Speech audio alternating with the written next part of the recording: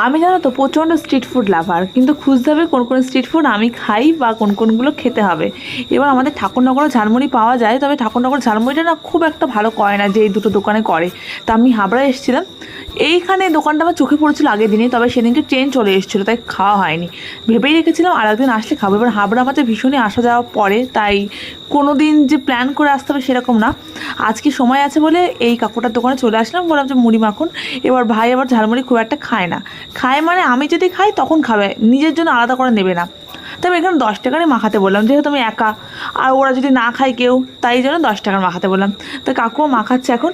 এখানে অনেক কিছু রয়েছে, তবে আমি বেস্ট ঝালমুড়ি খেয়েছিলাম, মানে আমি যে কয় জায়গায় খেয়েছি আমার অনুযায়ী বেস্ট খেয়েছিলাম বনগাঁতে, একদম হসপিটালের সামনে একজন কাকু মাখে, খুব সুন্দর। আমি এবার যদি কখনো যাই তাহলে তোমাদেরকে দেখাবো, ভিডিওও করেছিলাম, তবে সেই ভিডিও তখন অতটা মানুষের কাছে পৌঁছায়নি। তো আমি এখানে এসে আবার ভিডিও করছি।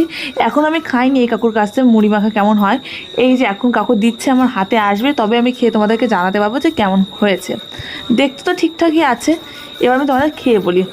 ঠিকঠাক এভারেজ, মানে আচারের তেলটা যদি আরেকটু বেরোতো, বা আচারের তেল দিয়েছে কেন জানি না, সর্ষের তেল দিয়েছে এটুকু দেখলাম। ঠিকঠাক, খুব একটা সুন্দর বা খুব একটা খারাপ তা না, তবে স্ট্রিট ফুড মধ্যে ঠিকঠাক।